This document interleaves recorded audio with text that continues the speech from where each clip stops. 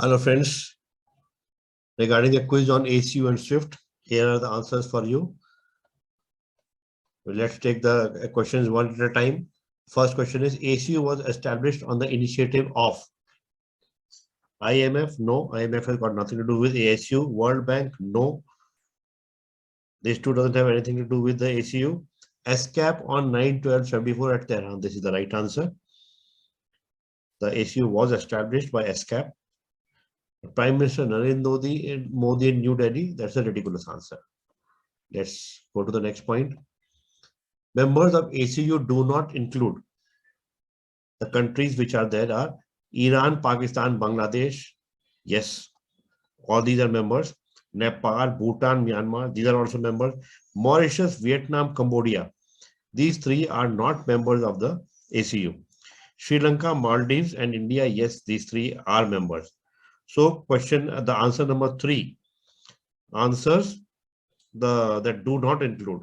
So answer number 3, Mauritius, Vietnam, Cambodia, that is the right answer. Next question is mark the odd one out. Odd one out. That means 3 will be of one pattern, 1 will be of another. Payments eligible to be settled through ASU are for export-import transactions between ACU countries. Well, it is export-import, but let us see what are the other options also. And transacted through ACU are transacted individually with the ACU settlement bank. And till further notice, transactions with Iran can be settled outside the ACU. That is also correct. But can also be settled on freely convertible currencies for Myanmar. Yes, for Myanmar, this is special. So 4 is correct, 3 is correct, and 1 is correct. It is for imported transactions. Option number 2, you see, and transacted individually with the ACU settlement. It's not done individually with the ACU settlement bank. It is done as netting is done. So this is not correct. Option number 2 is not correct. Let's go for the next question. SWIFT stands for, this is a very common question, Society for Worldwide Interbank Financial Transfers. No, it is not transfers. It is telecommunications. So 1 is wrong. Society for Worldwide Intrabank. This is intrabank, no. Here also it says neither is it intrabank nor is it transfer. So this is also wrong. Option number 3 appears to be correct. Society for Worldwide Interbank Financial Telecommunication. Yes, it is telecommunication. So answer number 3 is right. Let us see what is answer number 4. Society for Worldwide Intrabank Fiscal Transfers. No, it is not fiscal. It is financial and that to communication. So option number 3 is correct. Next question. Mark the odd one out. You see odd one out. That means again we'll see that 3 are of one pattern and one option is of another pattern. So mark the odd one out. Users of SWIFT network in India include RBI. Yes, it does. Major Indian banks. Yes, major Indian banks are there part of the SWIFT network. Major industries with annual turnover of 10,000 crores. Well, industries are individuals, industries, entities. They are not part of the SWIFT network. It is the financial institutions. Major financial institutions are part of the SWIFT network. So this is a wrong option.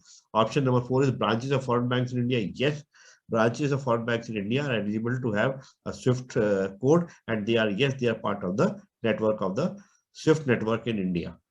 So this is the right answer. Option number 3 is the right answer. Next question is mark the odd one out. Again, mark the odd one out. 3 of one pattern, 1 breaking the pattern.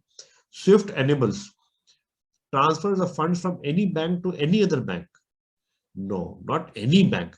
It has to be a particular bank. You have to be having the arrangement with that. It has to be enabled. The arrangement has to be enabled. So it is not that just sitting in Axis Bank you want to send the funds to or messages to some XYZ bank in ABC country. If you're not having an arrangement with them, this cannot be done. So this is the wrong one. Anyway, let us see what are the other options. Exchange of financial messages. Yes, the financial messages are exchanged through the SWIFT. Secure transmission without anybody other than the concerned bank coming to know the message. Very correct. It is a secure transaction. It is encrypted. It is not hackable. So it is absolutely secure. it goes from one bank or one branch, one terminal to the other terminal. Only the concerned terminals will be able to get access. So this is correct. Safety of transfer funds as manual handling is not necessary. Very true. If the appropriate field is populated properly, then the computer system will see to it that the funds transfer goes through without any manual intervention. So Swift enables 4, 3, 2, but option one number one, it is not enabling because it is not all encompassing, not any bank to any other bank. It has to be an arrangement. So this is the option number one is the correct answer. Next question, mark the odd one out. Swift enables exchange of financial information in the form of payments, yes. Security orders, yes.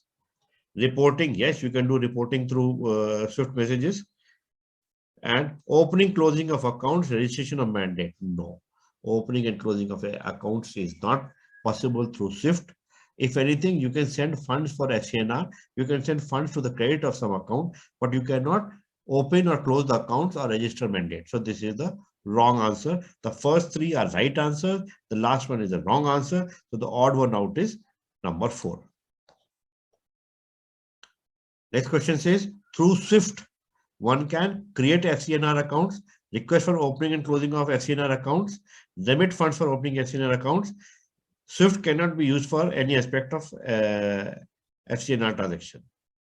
See, you cannot, we've just seen that you cannot create an FCNR account. You can only remit funds into an FCNR account. So this is a wrong answer. Request for opening and closing of FCNR accounts. Request for opening and closing of FCNR accounts shall come to the individuals. Only the message can contain the funds and say that it is for the FCNR account of so and so. But the request for opening the FCNR cannot come through Swift.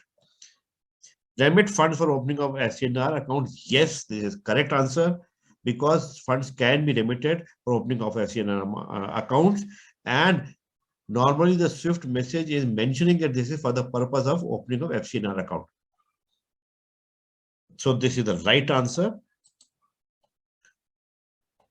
Next question is normally, now this is normally, India will not be having transactions through ACU mechanism of Pakistan and Bangladesh.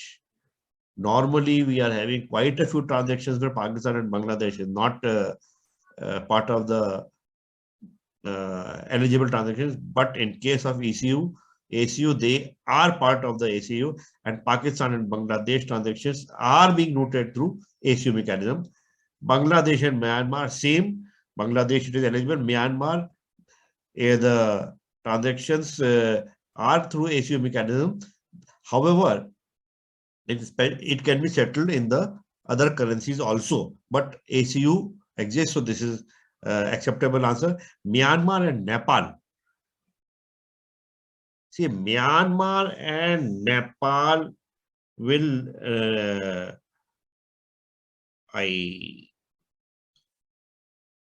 you can see Nepal. We think that Nepal transactions are not there, but if you remember, if the importer has got the importer-exporter has got special permission from the Rashtriya Bank of Nepal, in that case, it can be settled through the ACU. So this is also incorrect. By and large, if you say Nepal and Bhutan, that would be the right answer. Okay, Nepal and Bhutan, when they're clubbed together, we mean that the transactions normally it will not be done through Nepal and Bhutan. You might wonder if Nepal is here also and Nepal is here also. We are talking about normally. Normally, Nepal and Bhutan, we are not having transactions, but it is permitted. So that is why option number 4 is correct.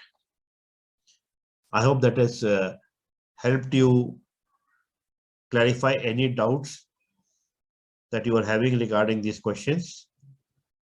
And I hope that this be enough help to you. Bye-bye.